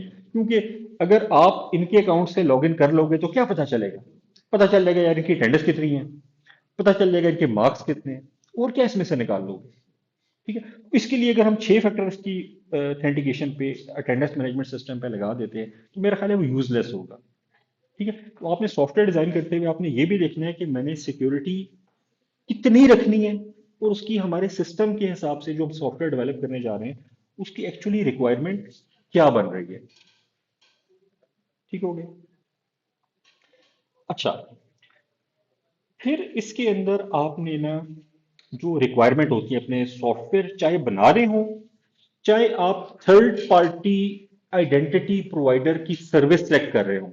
अब आपके सामने फेसबुक है, वो भी ये सर्विसेज देता है, आपके सामने एक जीमेल है, गूगल है, वो भी ये सर्विसेज देता है आइडेंटिटी मैनेजमेंट की। कुछ और भी होंगे जो इस तरह की सर्विसेज दे रहे होंगे। ठीक है, इवन ऑनलाइन एक्टिव डायरेक्टरी की भी सर्विसेज अवेलेबल है कि आप बजाय इसके कि पूरा विंडोज 2016 या कोई और active directory LDAP protocol implementation वाला इम्प्लीमेंटर का कुछ सॉफ्टवेयर यूज करें, खरीदें, उसकी जगह कुछ थर्ड पार्टीज हैं जो पूरी की पूरी एलडैप की आपकी ऑनलाइन आपको सर्विसेज दे देती हैं। तो आप उनसे कहें कि मेरी ऑर्गेनाइजेशन के 100 यूजर थे, वो कहेंगे ठीक है, 100 यूजर के लिए हम आपसे फॉर एग्जाम्पल $1000 लेंगे। ये आप कहें ठीक है, तो वो आपको 100 यूजर बनाने की थराइजेशन दे देंगे। तो होगा ये कि जब भी आपका यूजर लॉगिन करने लगेगा तो एक्चुअली वो जो ऑथेंटिकेशन है वो उधर से होकर आएगी उस वाली कंपनी की, तो वो आपको रिलेटिवली जीमेल वगैरह से शायद निस्बतन सस्ती पड़ जाए। ठीक है, तो इस तरह की वो उसमें क्या क्या फंक्शनैलिटीज होनी चाहिए। नंबर वन जो फंक्शनैलिटी जो आपके सिस्टम में या आपके आइडेंटिटी प्रोवाइडर की तरफ से ऑथेंटिकेशन की इम्प्लीमेंटेशन के लिए रिक्वायर्ड है, वो आप लोग मुझे वन बाय वन बता दें। आप बताएं जो पहली वाली है इसका क्या मतलब है, थोड़ा सा बिल्कुल फटाफट। Escalating time lock out after a given number of successive failures। Sir DoS से अगर नाम शुरू के बाद में कर तो उसको ब्लॉक कर दे, स्पेसिफिक लिमिट ठीक है बता ना, दे। कि अगर एक कोई बंदा आपके अकाउंट पे बार बार पासवर्ड की ट्राई मार रहा है, फॉल्स पासवर्ड भेज रहा है, तो एक खास थ्रेश होल्ड के बाद वो आपके अकाउंट को लॉक कर दे कुछ मिनट के लिए। इसका मतलब है कि अगर आप होते तो पहला गलत पासवर्ड डालते, दूसरा डालते, तीसरा तो ठीक डालते थे, लेकिन 3 या 5 बार बार कोई पासवर्ड गलत डाल रहा है, इसका मतलब है मे बी आप ना हो, कोई और बंदा आपके ब्रूट फोर्स करने की कोशिश कर रहा है। ठीक है, तो आपके सिस्टम में ये फंक्शनैलिटी होनी चाहिए कि अगर आपका थोड़ी देर तक गलत पासवर्ड की ट्राई हो रही है तो उसको लॉक आउट कर दे। ठीक है, सेकंड वाला आप बताओ बेटा। अगर सर आपका अकाउंट कॉम्प्रोमाइज्ड हो जाता है। नहीं, सेकंड वाला, लॉगिंग ऑफ ऑल अटेम्प्ट्स।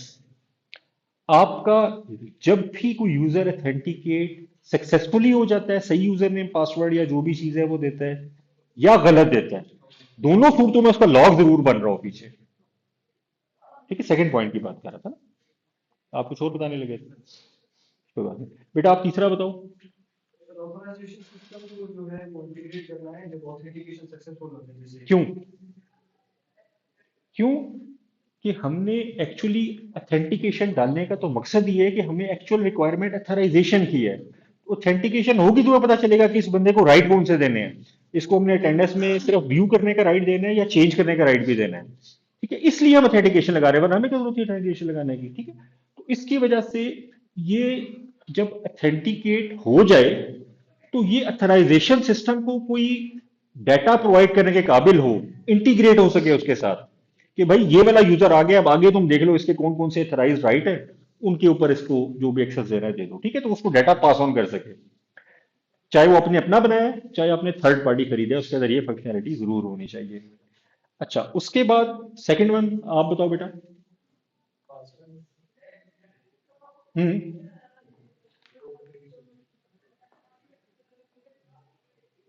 मतलब इसको दोबारा चेंज करते हैं पासवर्ड उसके अंदर फंक्शनैलिटी होनी चाहिए कि तुम अपना पासवर्ड भूल जाते हो, दोबारा तो चेंज आपके सिस्टम में ये फंक्शनैलिटी हो कि भाई ये मैं भूल गया हूँ, मुझे चेंज करवा दो, तो वो आपको ऑटोमेटिकली चेंज करवा दे, बजाय इसके कि आप यहाँ पे आओ, आप यहाँ हिस्ट्री के बंदे के पास जाओ, उसी को सर मेरा पासवर्ड चेंज कर दें। ठीक है, उसकी जगह सिस्टम के अंदर ये ऑप्शन होना चाहिए, चलो उसी के पास चले जाओ। अगर आपके सिस्टम में वो स्क्रीन ही नहीं बनी हुई कि आप उसमें कहें कि यार नया इसका पासवर्ड जनरेट कर दो, तो वो भी नहीं चेंज कर सकेंगे ना। तो आपके सिस्टम में पासवर्ड को चेंज करने की या टोकन को रीसेट करने की प्रोविजनिंग होनी चाहिए। ठीक है, अगर मेरा पिछला कार्ड गुम गया, मैं बैंक के पास जाऊं, तो बैंक के पास ये प्रोविजनिंग होनी चाहिए कि मेरा पिछला कार्ड ब्लॉक करके मुझे एक नया कार्ड इशू कर दे। ठीक है, वो ये ना कहे कि नहीं भाई आपका कार्ड अगर फारिग हो गया तो यार अब मैं कुछ नहीं कर सकता। ठीक है, अच्छा उसके बाद बेटा आप बताएं अगला वाला। जी जी। अकाउंट को रिसीवर का कॉम्प्रोमाइज हो गया है, ठीक है, तो रिसीवर के पास एक्सेस है उसकी, तो आप अगर कवर कर सकते हैं। रिकवर कर ना सके, वो आपसे कुछ वैलिड क्वेश्चंस पूछ ले और उसके बाद अगर वो आप सही उसके जवाब देते हो, किस तरह का मैकेनिज्म होना चाहिए। ठीक है, उससे अगला बेटा आप बताओ। सर पीरियोडिक पासवर्ड चेंज, मतलब आप एक लिमिटेड टाइम विंडो के अंदर पासवर्ड को बार बार चेंज करते हैं, चेंज करवाने उसका क्या फायदा होगा? मतलब कॉम्प्रोमाइज होने के चांस कम होते कम हो जाएंगे। ठीक है ना, हो सकता है कि मैं शोल्डर सर्फिंग कर रहा हूँ और मुझे मतलब पहले दिन मैंने आपके 2 कैरेक्टर याद कर लिए होंगे, यार ये सबसे पहले ए और बी दबाता है। ठीक है, उसके बाद पता नहीं क्या करता, अगले दिन मैं देखूंगा अच्छा ए और बी तो मुझे पता चल गया, अब आगे देखूंगा कि 2 कैरेक्टर के बाद ये किस कैरेक्टर पे हाथ रखता है, तो मुझे पता चल गया आप सी पे रखते हो सकता है कि 1 हफ्ते 2 हफ्ते तक आपको ऑब्जर्व करने के बाद मैं आपका जो पासवर्ड है आइडेंटिफाई कर लूँ। तो अगर आपने in the mean time change कर दिया तो वो मेरी सारी मेहनत ज़ाया होगी, मुझे फिर दोबारा से वो मेहनत करनी पड़ेगी। ठीक है, इसी तरह आप बताओ बेटा पासवर्ड की स्ट्रेंथ क्या होती है? हैं। पासवर्ड की स्ट्रेंथ में से एक पासवर्ड कैरेक्टर्स का फैक्टर वगैरह पे ऐड करके डिजिट्स वगैरह अपलोड किया ताकि मतलब ब्रूट फोर्सिंग एरिया से साउंड ताकि काम हो जाए बिल्कुल। तो आपके सिस्टम में प्रोविजनिंग होनी चाहिए कि वो आपके अंदर, अगर आप उससे कहें कि यार इंश्योर करो कम्प्लेक्स पासवर्ड, तो उसके अंदर ऐसा सिस्टम होना चाहिए जो आपके दिए हुए पासवर्ड को वेरीफाई करे कि यार ये उस लेवल पे पूरा होता है कि नहीं होता है। अगर नहीं होता रहा तो आपको इन्फॉर्म कर दे एनीवे। अच्छा, इसके लिए हम यहाँ पे आ जाते हैं। ठीक है, अब जो आपके थर्ड पार्टी वाले ऑथेंटिकेशन के मैकेनिज्म है, ये आपका अपना भी है। दोनों सूरतों में होता यह है कि आपका यूजर जो है आपके सिस्टम से रिक्वेस्ट करता है ऑथेंटिकेशन, और अपना जो भी चीज है, जो नॉलेज है, वो शेयर करता है, जो आपके पास सीक्रेट्स है। ठीक है, वो जो रिलेइंग पार्टी होती है, वो उस चीज को लेके एक ट्रस्ट रिलेशनशिप की रिक्वेस्ट बनाती है आपके आइडेंटिटी प्रोवाइडर से, चाहे वो आपका अपना बनाया हुआ आइडेंटिटी प्रोवाइडर है या आपने थर्ड पार्टी लिया हुआ है। ठीक है, वो जो आइडेंटिटी प्रोवाइडर है वो उन चीजों को वेरीफाई करता है। देखिए ना, अब आपने लॉगिन करना है तो लॉगिन के लिए आप अपनी वेबसाइट पे जाओगे, वो वेबसाइट जो भी आपने चीजें प्रोवाइड की हैं वो उसको वेरीफाई करवाएगी आपके आइडेंटिटी प्रोवाइडर से। ठीक है, जैसे जब यूजर नेम और पासवर्ड अपने अपने एलएमएस में लिख रहे होते हो, वो वेबसाइट आपकी मेन वेबसाइट वाली होती है। लेकिन जब आप उसमें अपना यूजर नेम और पासवर्ड डाल के सेंड का बटन दबाते हो, तब वो डेटा कहीं पे जाता है, वहां पे वेरीफाई होता है। वेरीफाई होने के बाद वो रिलेइंग पार्टी को ट्रस्ट रिलेशनशिप में बता देता है कि यार इस बंदे के साथ ट्रस्ट रिलेशनशिप मेरा कायम हो रहा है कि नहीं हो रहा। अगर तो हो रहा है तो आप इसको एक्सेस दे दो आगे, और अगर नहीं हो रहा तो वो बता देगी कि नहीं भाई, इसने जो इंफॉर्मेशन प्रोवाइड की है वो ठीक नहीं है, ये वो यूजर नहीं है जो ये कह रहा है, इसने कोई सही पासवर्ड नहीं दिया, तो इसको आप आगे मैनेज करें। अच्छा, इसके लिए आपके जो नॉर्मल इंडस्ट्री में आजकल यूज हो रहे हैं ऑथेंटिकेशन के हवाले से, प्रोटोकॉल की बात कर रहा हूँ। ठीक है, ये सिस्टम नहीं, सिस्टम तो एक है ना, गूगल दे रहा है, बट गूगल भी इन दोनों में से किसी एक तरह की टाइप के ऊपर दे रहा होगा। तो ओपन आईडी और ओ ऑथ, ओपन ऑथेंटिकेशन। ठीक है, ये दो तरह के डिफरेंट प्रोटोकॉल है जो डिफरेंट तरह के सिनेरियोज में यूज हो रहे होते हैं। ठीक है, अच्छा, ओपन आईडी जो है ना, ये वो मेथडोलॉजी है जो नॉर्मली गूगल वगैरह और इस तरह के लोग यूज कर रहे होते हैं। फेडरेटेड ऑथेंटिकेशन का एक कंसेप्ट है ये। ठीक है, इसमें क्या होता है कि आप बेसिकली लॉगिन आइडेंटिटी वेरिफिकेशन एक के पास करवाते हैं, किसी एक आइडेंटिटी प्रोवाइडर के पास, और देन एक ही अकाउंट आपका बना होता है। फिर मल्टीपल जगह पे जहां आपको अपने आप को वेरीफाई करवाने की जरूरत होती है, तो आप उस एक लॉगिन, उस एक क्रेडेंशियल को यूज करते हुए मल्टीपल सर्विसेज को आप अपने आप को वेरीफाई करवा देते हो कि ये मैं ही हूं। और उसमें जो आपका जो आइडेंटिटी प्रोवाइडर होता है वो आपका अहम किरदार अदा कर रहा होता है। ठीक है, अच्छा, जबकि जो ओपन आईडी वाला प्रोटोकॉल है, इसमें वो ये करते हैं कि एप्लीकेशन जो होती हैं वो अलग होती हैं। ठीक है, जो आपके आइडेंटिटी प्रोवाइडर हैं वो अलग होते हैं। वो आपसे क्रेडेंशियल लेती हैं, उन क्रेडेंशियल को वेरीफाई करवाने के लिए उनके पास, इसमें फर्क है। इसमें बेसिकली आपका जो वो वाला जो पहले वाला है ना, वो ऑथ वाला, ओपन आईडी वाला, ओपन आईडी में आपकी जो आईडी होती है वो सेम एक जगह पे क्रेडेंशियल बनता है। ठीक है, आप अपने एंड यूजर को या जो भी आपका वो जो सिस्टम है, उसको आप कोई भी लॉगिन पासवर्ड नहीं देते। ठीक है, आप सिंपल अपना बताते हो कि यार मैंने अपने आप को वेरीफाई करवाना है। वो वेरिफिकेशन सारी उस स्टेप पे हो रही होती है जो आपका एक्चुअल आइडेंटिटी प्रोवाइडर है उसके हिसाब से। ठीक है, जबकि ओ ऑथ के अंदर क्या होता है कि आप बाकायदा, सॉरी, आप अपना उसको यूजर नेम पासवर्ड वगैरह देते हैं, और वो उसको वेरिफिकेशन के लिए फिर आगे भिजवाता है थर्ड पार्टी के पास, और वहां से सारी डिटेल लेके आता है। ठीक है, इसके अंदर जो बेसिकली ओ ऑथ है, इसने बेसिकली इस नीड को खत्म कर दिया कि आपकी जो बेसिकली मल्टीपल एरिया में क्रेडेंशियल स्टोर हो रहे हैं, तो अगर खुदा न खास्ता, जिस तरह पुराने जमाने में क्रेडिट कार्ड्स भी एक आपकी ऑथेंटिकेशन इंफॉर्मेशन है ना, ये क्रेडिट कार्ड के फ्रॉड बहुत ज्यादा होते थे। क्यों? कि हर ऑर्गेनाइजेशन अपने पास आपकी क्रेडिट कार्ड नंबर सेव करती थी, और देन उसको फिर बैंक से वेरीफाई करवाती थी। तो बैंक का सिस्टम तो बहुत सिक्योर होगा, वहां तो कोई इशू नहीं होता था। लेकिन जो ही आपके बनाई हुई वेबसाइट कंप्रोमाइज होती थी, तो उसमें जितने कस्टमर्स का डाटा पड़ा हुआ होता था ना, वो सारा क्रेडिट कार्ड के नंबर्स निकल जाते थे। तो उसके वजह से पहले क्रेडिट कार्ड के स्कैम्स या फ्रॉड बहुत ज्यादा होते थे। क्योंकि बैंक का सिस्टम तोड़ने में उनको बड़ी मुश्किल पेश आती है। तो वो किसी आम सी वेबसाइट का, फॉर एग्जाम्पल जुनेद जमशेद है, उन्होंने अगर आपकी इंफॉर्मेशन लेके रखी हुई है और देन वो फिर बैंक से वेरीफाई खुद अपने लेवल पे करवा रहे हैं, तो अगर मैं जुनेद जमशेद वालों का सिस्टम कॉम्प्रोमाइज कर देता हूँ, तो जितने लोगों ने वहां से कपड़े खरीदे हैं और अपना कार्ड नंबर के थ्रू खरीदे हैं, मतलब कैश ऑन डिलीवरी नहीं लिए, तो वहां से मुझे डाटा उनका मिल जाता था।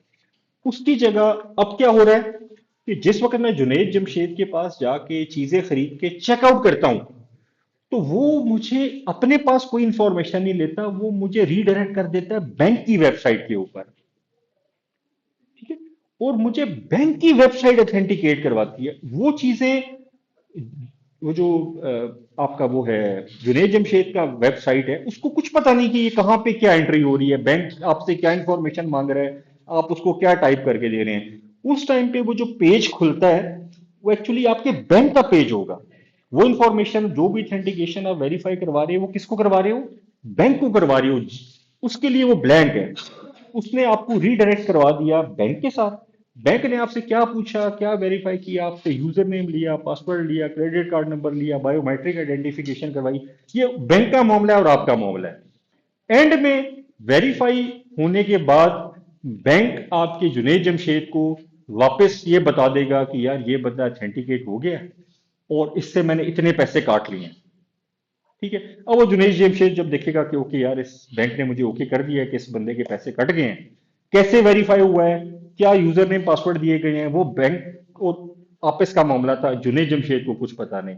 और देन वो जब ओके की रिपोर्ट बैंक इसको देता है कि ओके यार, मैंने इसके पैसे से काट लिया, तुमने जो उसका ऑर्डर है इसको प्रोसेस कर दो, तो देन वो फिर चीज जो है ना आगे चली जाती है, और आगे जाने के बाद वो काम चल जाता है।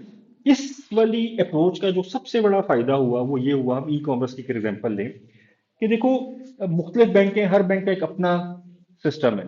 ठीक है, जिस तरह इजी पैसा है। अब इजी पैसा आपसे आपका मोबाइल नंबर लेता है और वो पिन कोड ले रहा होता है। तो दो आपकी वो होती हैं फील्ड्स या डाटा जिसके ऊपर वो आपको वेरीफाई करता है। क्या क्या? एक तो आपका मोबाइल नंबर और एक आपका वो जो पिन नंबर होता है। क्रेडिट कार्ड पे चले जाएं तो उसके अंदर आपकी तीन इंफॉर्मेशन चाहिए होती है। आपका नंबर चाहिए होता है, आपकी एक्सपायरी डेट चाहिए होती है, और आपका सीवीवी आईडी चाहिए होता है। ठीक है, अब जो वीजा वगैरह है, इन्होंने 3DS कर दिया, three dimensionally secure transactions. 3DS में क्या होता है कि जब ये सारे काम आप तीनों चीजें देते हो ना, अपना क्रेडिट कार्ड नंबर, अपना एक्सपायरी डेट और अपना सीवीवी आईडी जो उसके पीछे लिखा होता है, तो वो आपके रजिस्टर्ड नंबर पे ओटीपी भेजवाता है।